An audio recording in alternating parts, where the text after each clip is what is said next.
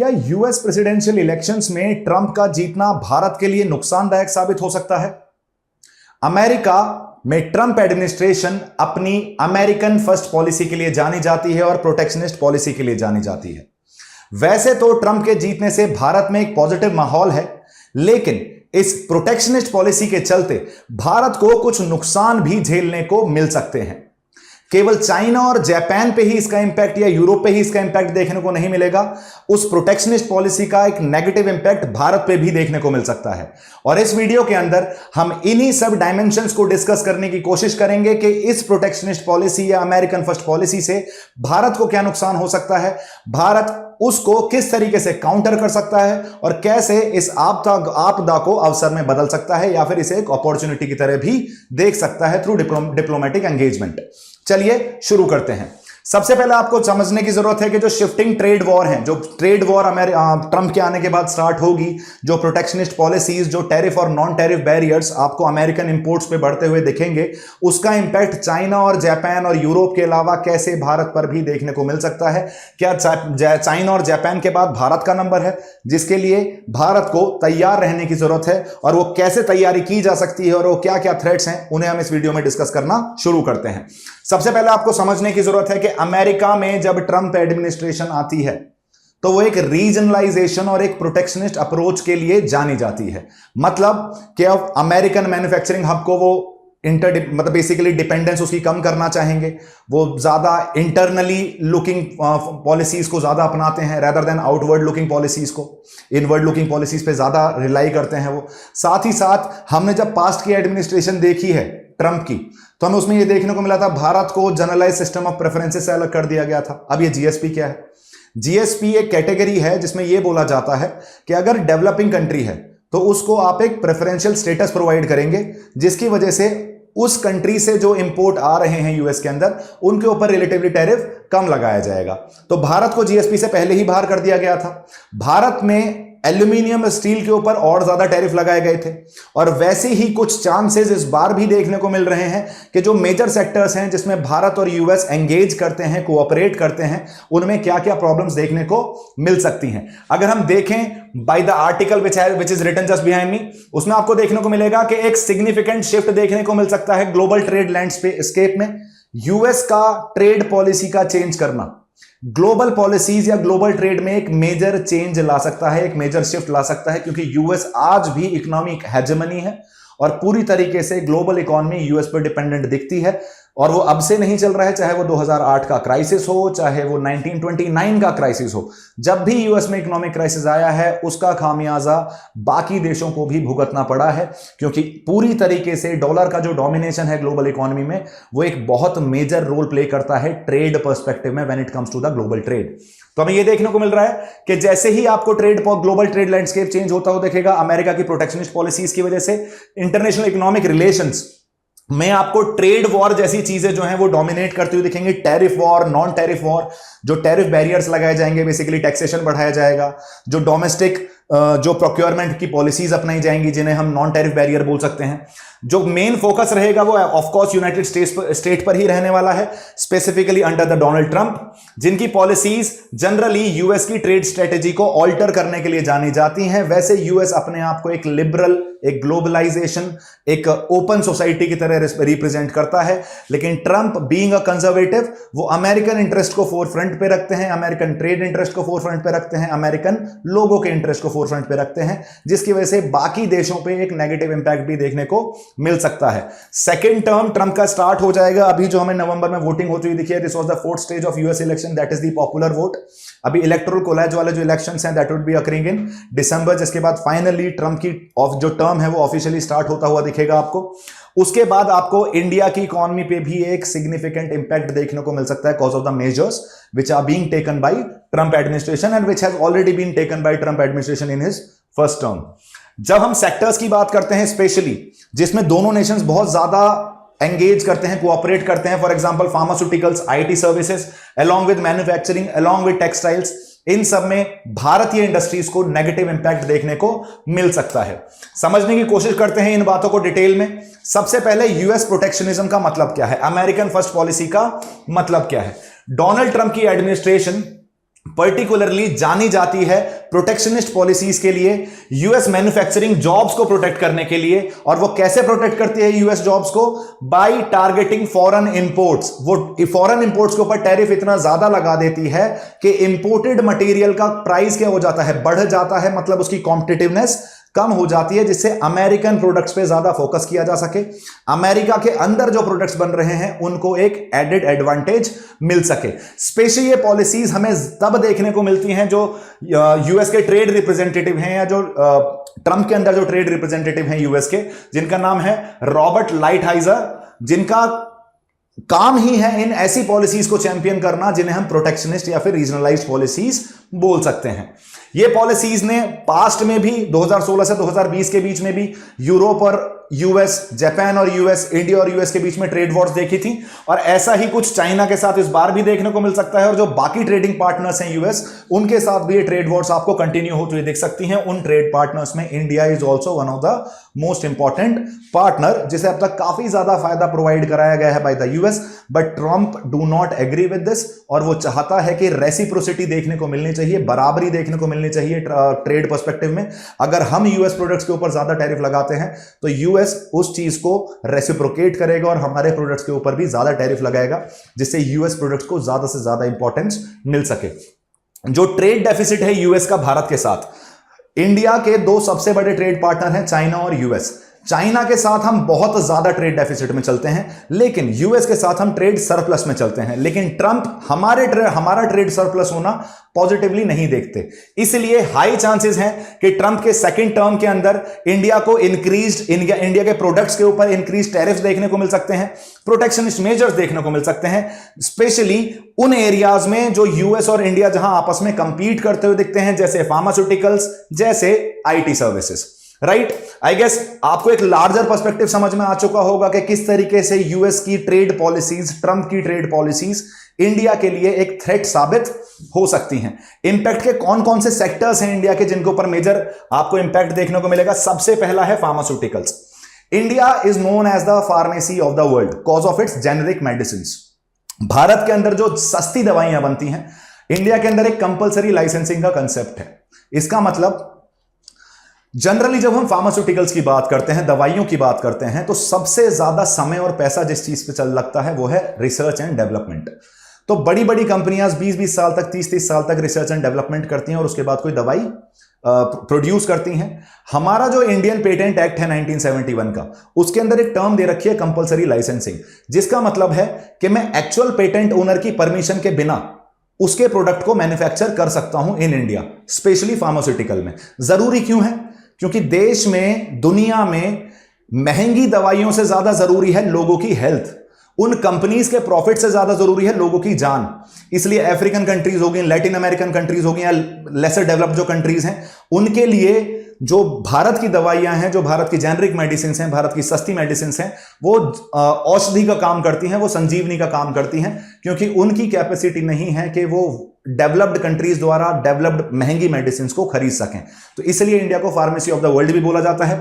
अब इंडिया ये अपनी मेडिसिन जो है वो यूएस भी सप्लाई करता है, इंडिया ग्लोबल सप्लायर है जेनरिक मेडिसिन का, और माना जा रहा है कि काफी ज्यादा टैरिफ और ट्रेड रेस्ट्रिक्शंस इंपोज किए जा सकते हैं यूएस द्वारा इन दवाइयों पर, जिसकी वजह से हमारा ये जो फार्मास्यूटिकल इंडस्ट्री है इसमें एक मेजर इंपैक्ट देखने को मिल सकता है। साथ के साथ वो जो कंपलसरी लाइसेंसिंग की वजह से इंटेलेक्चुअल प्रॉपर्टी का जो एक इशू आता हुआ दिखता है, जिसमें यूएस हमसे बोलता है कि हमें ट्रिप्स प्लस का पार्ट बनना चाहिए, लेकिन हम WTO वर्ल्ड ट्रेड ऑर्गेनाइजेशन द्वारा मैंडेटेड ट्रिप्स को फॉलो करते हैं, which is the basic requirement, और हम उसको फॉलो कर रहे हैं। साथ के साथ दूसरा एस्पेक्ट ये भी है, यूएस में दवाइयां बहुत महंगी हैं और जेनरिक मेडिसिन का प्राइस कम है, जिसकी वजह से उनकी कॉम्पिटिटिवनेस क्या है, ज्यादा है।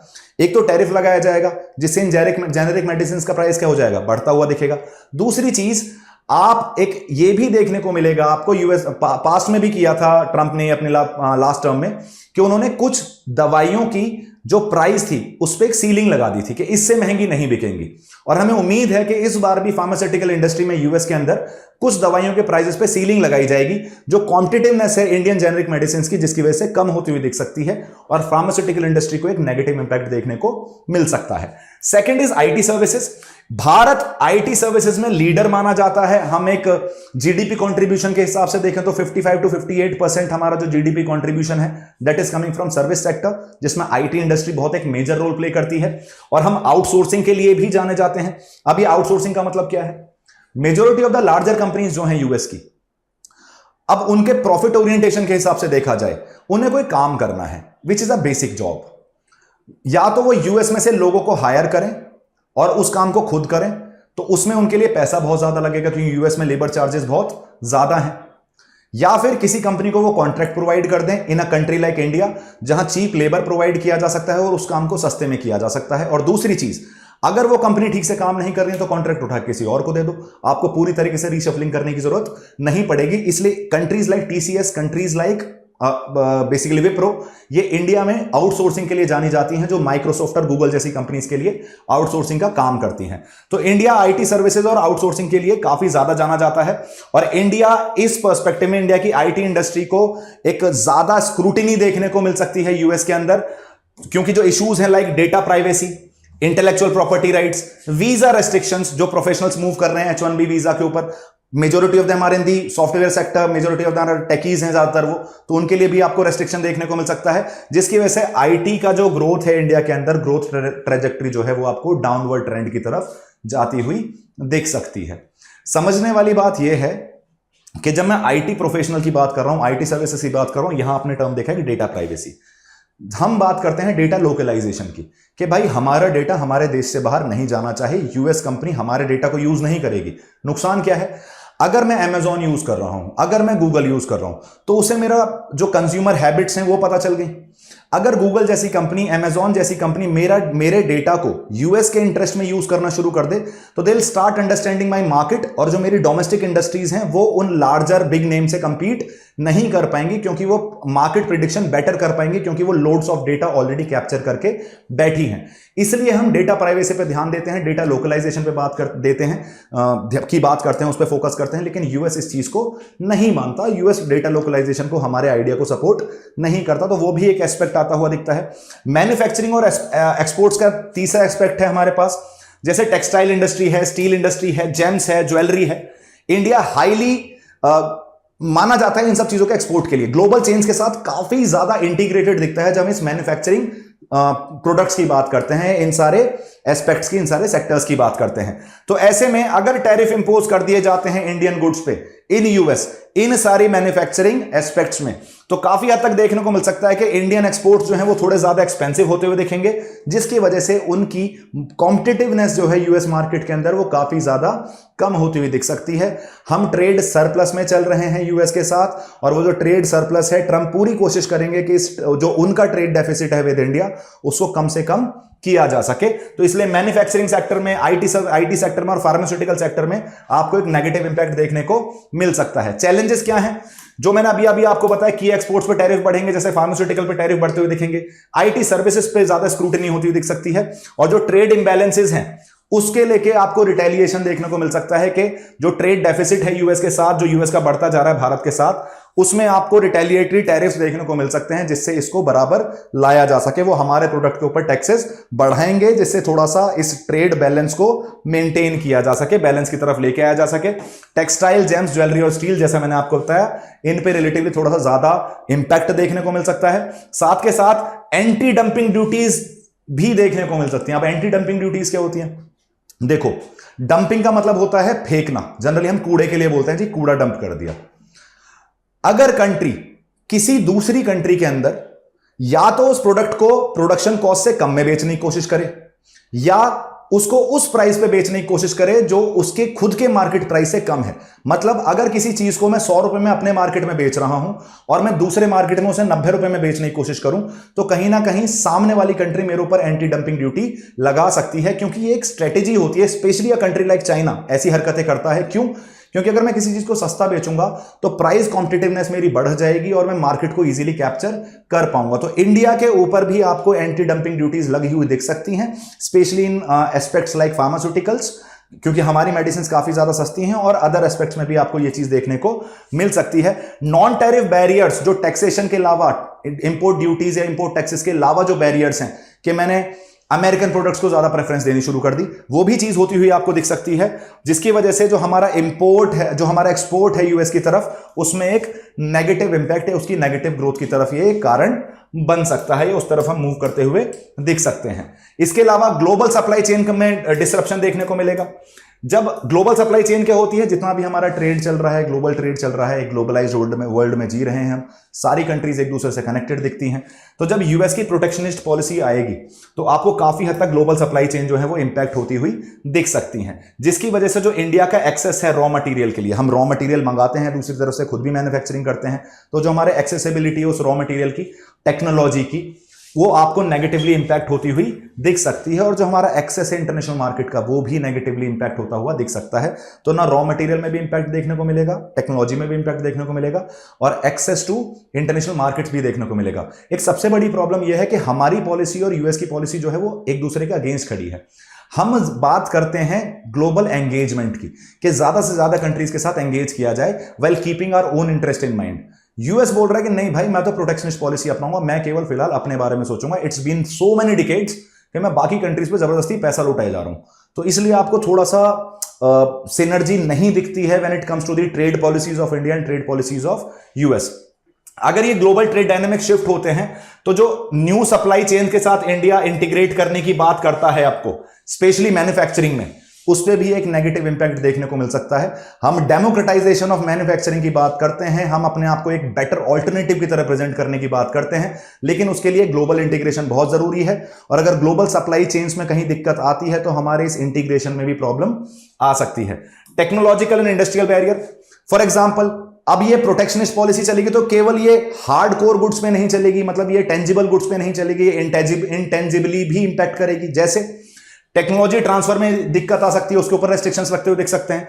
इंटेलेक्चुअल प्रॉपर्टी राइट्स का इशू हो सकता है, जिसकी वजह से इंडिया का जो टेक्नोलॉजिकल और इंडस्ट्रियल ग्रोथ है उस पर आपको नेगेटिव इंपैक्ट देखने को मिलेगा। स्पेशली डिजिटल सर्विसेज और हाईटेक मैन्युफैक्चरिंग जो भारत में हो रही है, जिसके लिए इंडिया में टेक्नोलॉजी ट्रांसफर की जरूरत होती है, चाहे वो इमर्जिंग क्रिटिकल इमर्जिंग टेक्नोलॉजी की बात करो, एआई की बात करो, सेमीकंडक्टर्स की बात करो, तो उसके लिए आपको कहीं ना कहीं टेक्नोलॉजी ट्रांसफर, डिफेंस की बात करो, टेक्नोलॉजी ट्रांसफर स्पेस में, डिफेंस में, इमर्जिंग टेक्नोलॉजीज में, एआई में जरूरी है।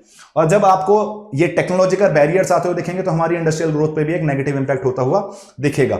इंडिया की जो एक्सेस है टू कटिंग एज टेक्नोलॉजी, उसको भी हो सकता है कि उस पर भी थोड़ा सा रेस्ट्रिक्शन लगा दिया जाए, क्योंकि इंडिया आज की डेट में, भारत जो 2024 का भारत है स्पेशली, वो आज एक कॉम्पिटिटर की तरह देखा जाता है यूएस के, रेदर देन एक पार्टनर की तरह, एक कंपेनियन की तरह। इंटरनेशनल रिलेशन बहुत ही कॉम्प्लेक्स प्रोसेस है, एक बहुत ही कॉम्प्लेक्स सब्जेक्ट है। इसमें आप सिंगल डायमेंशन में चीजें नहीं सोच सकते। इसका मतलब यह नहीं है कि ट्रंप का आना हमारे लिए नुकसानदायक है, बट हाँ, ट्रेड पर्सपेक्टिव से हमारे लिए नुकसानदायक हो सकता है। बाकी ऐसे बहुत सारे एस्पेक्ट हैं जिसमें ट्रंप के आने से हमें पॉजिटिविटी देखने को मिलेगी। हमारी कोशिश यही रहनी चाहिए कि किस तरीके से हम पॉजिटिव चीजों को ध्यान में रखते हुए ट्रंप एडमिनिस्ट्रेशन के साथ बार्गेन करें और अपनी ये जो नुकसान की हम बात कर रहे हैं इतने सारे, उनको काउंटर करने की कोशिश करें। आगे बढ़ते हैं। अगर अपॉर्चुनिटीज देखी जाए इंडिया में, देखो, हमसे ज्यादा फोकस रहने वाला है चाइना के ऊपर। माना जा रहा है कि चाइनीज प्रोडक्ट्स के ऊपर उन्होंने अपने कैंपेन में यह डिक्लेयर किया था कि 60% टैरिफ लगाने वाले हैं वो चाइनीज प्रोडक्ट्स पे। इसका मतलब जो कैप्चर मार्केट हो रखा है ऑलरेडी, किसने कर रखा है कैप्चर? चाइना ने कर रखा है। अब जब चाइनीज प्रोडक्ट पे टैरिफ लगाए जाएंगे तो वहां एक अपॉर्चुनिटी क्रिएट हुई। उस अपॉर्चुनिटी को कौन यूज कर सकता है? उस अपॉर्चुनिटी को भी इंडिया यूज कर सकता है। तो मैं यही स्टार्टिंग में बोल रहा था, कैसे हम इस आपदा को अवसर में बदल सकते हैं, वो भी इंडिया की पॉलिसीज और इंडिया की अप्रोच पे डिपेंड करेगा।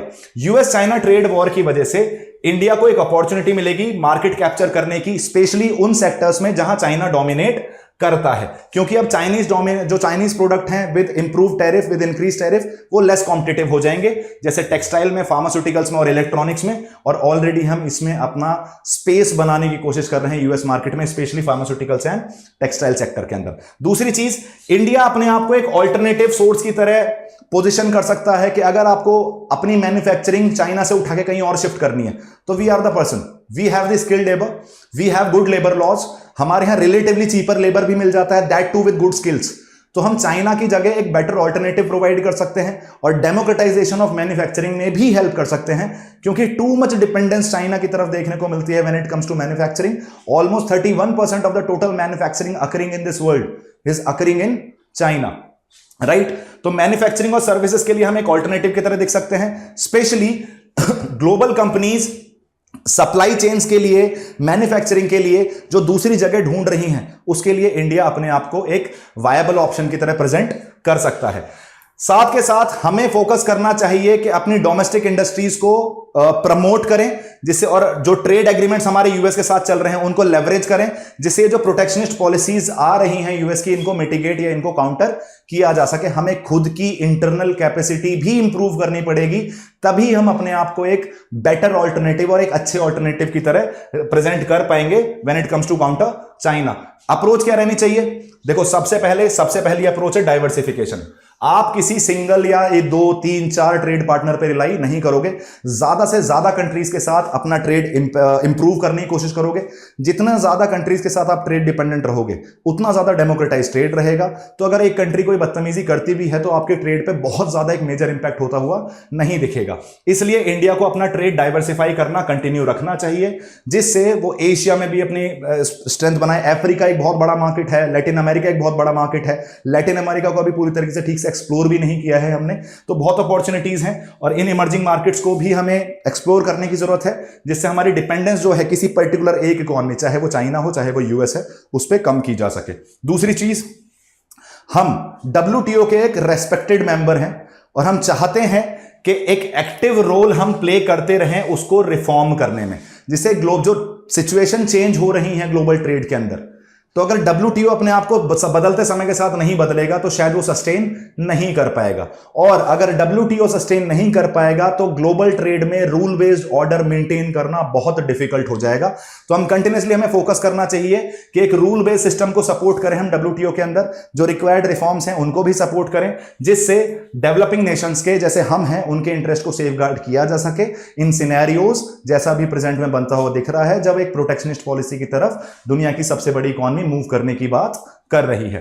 डिप्लोमेटिक एंगेजमेंट, मैंने आपसे बोला बहुत सारे एस्पेक्ट्स हैं जिसमें हम एंगेज कर सकते हैं।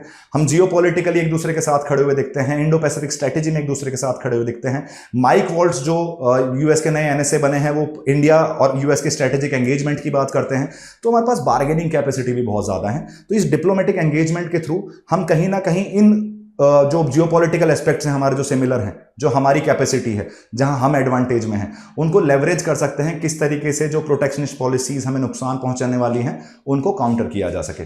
दूसरा, डोमेस्टिक कॉम्पिटिटिवनेस भी बढ़ानी है हमें। कैसे बढ़ानी है? अपनी मैन्युफैक्चरिंग कैपेबिलिटीज को बूस्ट करना है, अपने लेबर स्टैंडर्ड्स को इंप्रूव करना है, और साथ के साथ जो हमारे की एक्सपोर्ट सेक्टर्स हैं उनकी कॉम्पिटिटिवनेस को इंप्रूव करना है। माना जाता है कि अगर भारत को सच में ठीक से ग्रो करना है तो इंडिया का एक्सपोर्ट पर ईयर लगभग 8.5% से ग्रो करना चाहिए। अगर हमारा एक्सपोर्ट्स 8.5% से ग्रो नहीं कर रहा है तो हम अपने पोटेंशियल पे कभी रीच कर ही नहीं पाएंगे, और उसके लिए हमें अपनी एक्सपोर्ट कॉम्पिटिटिवनेस को बढ़ाना पड़ेगा। और उसके लिए हमें की सेक्टर्स जिनमें हम जनरली एक्सपोर्ट रिलायंट दिखते हैं, जहां हम बहुत ज्यादा एक्सपोर्ट करते हैं, उनको कॉम्पिटिटिव बनाने की जरूरत है। अगर कंक्लूजन देखा जाए, वही सारी बातें हैं। रिसर्जेंस जो है प्रोटेक्शनिस्ट पॉलिसीज की, उसको हम काउंटर करने के लिए जरूरत है कि हम दोनों चैलेंजेस को भी ध्यान रखें और अपॉर्चुनिटीज का भी ध्यान रखें, राइट। इंडिया को हाइटन ट्रेड बैरियर्स देखने को मिल सकते हैं, लेकिन एक अपॉर्चुनिटी भी है जो चाइना की वजह से, चाइना के इंप्रूव टैरिफ की वजह से एक वॉइड बनता हुआ दिखेगा यूएस में। उसको काउंटर करने के लिए उसको काउंटर किया जा सकता है, अपने प्रॉब्लम्स को काउंटर किया जा सकता है बाय यूटिलाइजिंग दैट वॉइड। वो जो जगह खाली हुई है ना चाइनीज टैरिफ्स की वजह से, उसको भारत यूटिलाइज कर सकता है। तो ये केवल प्रॉब्लम की बात नहीं, हमें अपॉर्चुनिटीज भी दिख रही हैं ट्रेड बैरियर्स के साथ साथ भी। साथ के साथ अपना खुद को स्ट्रेंथन करने में काम करना है, अपनी मैन्युफैक्चरिंग कैपेसिटी को इंप्रूव करना है, अपने लेबर स्टैंडर्ड्स को इंप्रूव करना है। डिप्लोमेटिक एंगेजमेंट के थ्रू जो हमारे एस्पेक्ट्स हैं उनको लेवरेज करने की कोशिश करनी है, जैसे कम से कम नुकसान हो सके, और हम इस इंडिया यूएस स्ट्रेटेजिक रिलेशनशिप को एक नए लेवल पर लेकर जा सकें, जहां भारत का भी फायदा हो और यूएस का भी फायदा हो और दुनिया का भी फायदा होता हुआ दिखे। इन सब बातों को ध्यान में रखते हुए आपको अब तक समझ में आ चुका होगा कि क्या प्रॉब्लम्स हैं और क्या अपॉर्चुनिटीज हैं इंडिया के सामने। इन सब चीजों को ध्यान में रखिए क्वेश्चन अटेम्प्ट करने की कोशिश कीजिए। Examine the potential impacts of US protectionist trade policies particularly under Donald Trump's second term on India's economy.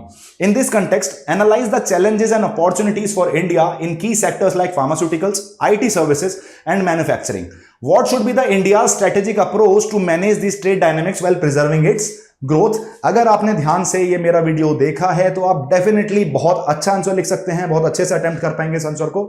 ऐसे ही इंफॉर्मेटिव वीडियोस के लिए जुड़े रहिए हमारे चैनल चहल एकेडमी के साथ। Subscribe to our YouTube channel. Thank you so much guys and have a good day.